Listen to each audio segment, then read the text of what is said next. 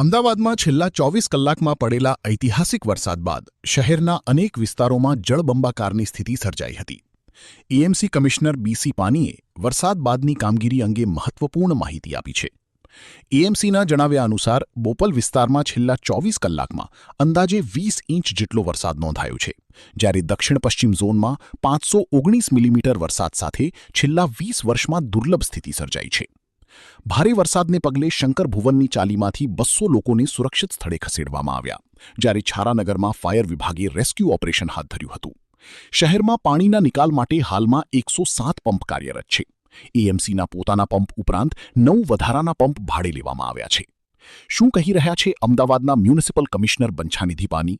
આવો સાંભળીએ. ગઈકાલે લગભગ સવારે 8 વાગ્યાથી વરસાદ પડવાનું ચાલુ થયું છે અને અત્યાર સુધી કુલ જે વરસાદ થયું છે એ લગભગ અલગ અલગ વિસ્તારમાં અલગ અલગ વરસાદ છે. પણ એક ઐતિહાસિક બાબત એ છે કે સૌથી વધારે વરસાદ બોપલમાં આખા 2 દિવસમાં અત્યાર સુધી લગભગ 504 મિલીમીટર એટલે 20 ઇંચથી વધારે વરસાદ છેલ્લા 24 કલાકના થોડા વધારે સમયમાં બોપલ વિસ્તારમાં થયું છે.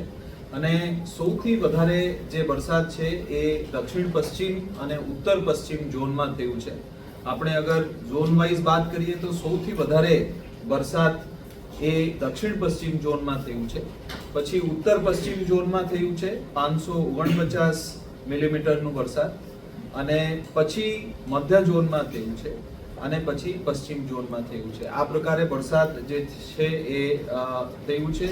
અને એટલા વધારે વરસાદ ઇન્ટેન્સિટી એનું આ છેલ્લા લગભગ 20 વર્ષમાં એવું વરસાદ એક સાથે પડવાનું આ પ્રથમ બનાવ છે. એટલે કોર્પોરેશન જે છે સંપૂર્ણપણે એમાં તમામ ટીમો ત્યાં કાર્યરત છે.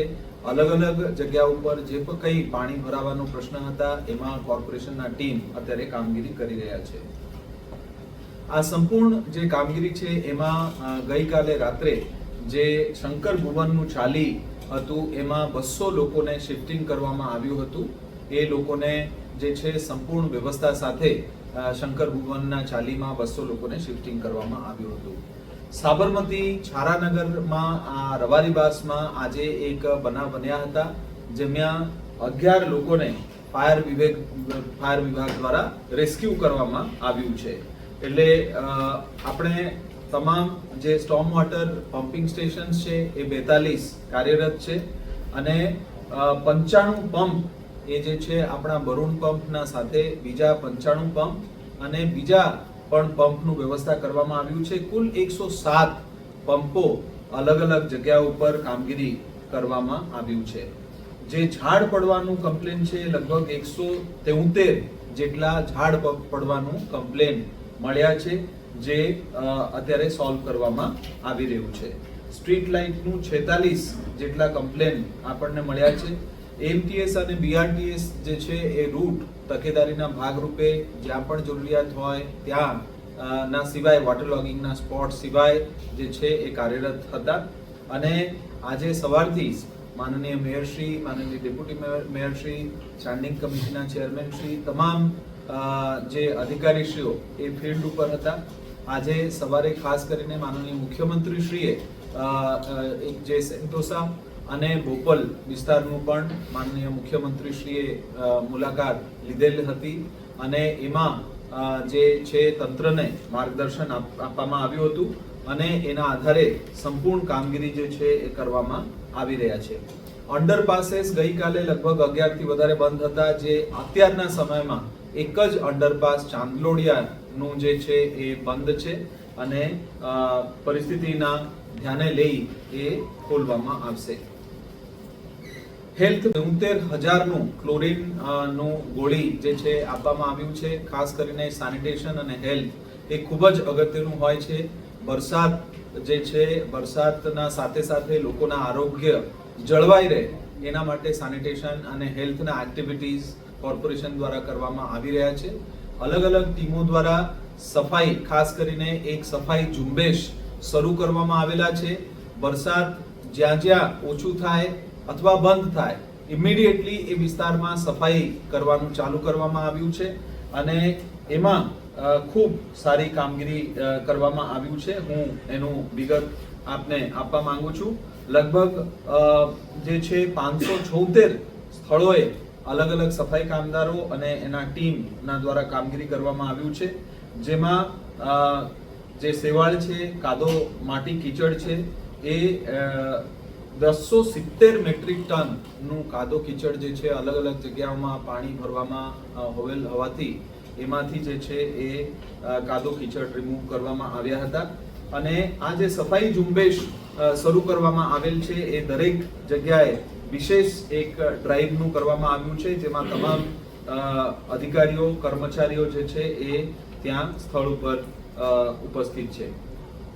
એક જે કમ્પ્લેન્ટ્સ છે એ કમ્પ્લેન્ટ્સ પાણી ભરાયાનું, રોડ સેટલમેન્ટનું, ભૂવાનું અને આ તમામ બાબતોનું જે છે આપણા પાસે જે કમ્પ્લેન્ટ મળ્યા છે એ તમામ કમ્પ્લેન્ટ સોલ્વ કરવા માટે અત્યારે કોર્પોરેશન કામગીરી કરી રહ્યા છે.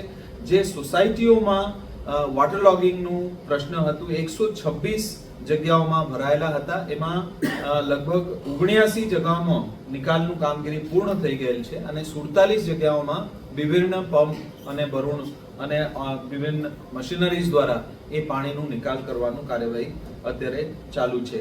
સંપૂર્ણ રીતે કોર્પોરેશન જે છે એ કામગીરી અત્યારે કરવામાં આવ્યા છે અને અત્યારે પણ જે છે વરસાદ આજના દિવસે પણ ચાલુ રહે છે. આવતીકાલે પણ વરસાદનું હેવી વરસાદનું આગાહી છે. એ આગાહીના બાબતે લઈ કોર્પોરેશન, માનનીય મેયરશ્રી અને તમામ પદાધિકારીઓશ્રી અને કોર્પોરેશનના તમામ અધિકારીશ્રીઓ આમાં એક મતમાં છે કે આવતીકાલે સ્કૂલો, કોલેજો, આંગણવાડીઓ એ તમામ પણ બંધ રહે તો બાળકો માટે અને તમામ લોકોના માટે ખૂબ એક સારું પગલાં રહેશે. બીજા લોકોને પણ એવું વિનંતી કરીએ છીએ કે આવતીકાલે પણ આ વર્ક ફ્રોમ હોમ થાય અને આવતીકાલે પણ ભારે વરસાદનું આગાહી છે અને આવતીકાલે પણ તમામ તકેદારીના પગલાં, લોકોનું ખૂબ સાથ સહકાર આજે પણ મળી રહ્યું છે. લોકોને જે પ્રકારે આપણને અમદાવાદ મ્યુનિસિપલ કોર્પોરેશનને સાથ સહકાર મળ્યું છે એ ખરેખર આપણે તમામ નાગરિકોને દિલથી આભાર માનીએ છીએ અને એના સાથે સાથે આવતીકાલે પણ તમામ નાગરિકો આપણને સાથ સહકાર આપે એવું આશા સાથે આપને કોઈ પણ બીજા પ્રશ્નો હોય તો આપ પૂછી શકો છો. ऐसे ही अन्य खबरों के लिए चैनल को सब्सक्राइब कीजिए. खबरों का नोटिफिकेशन पाने के लिए बेल आइकॉन को जरूर दबाएं.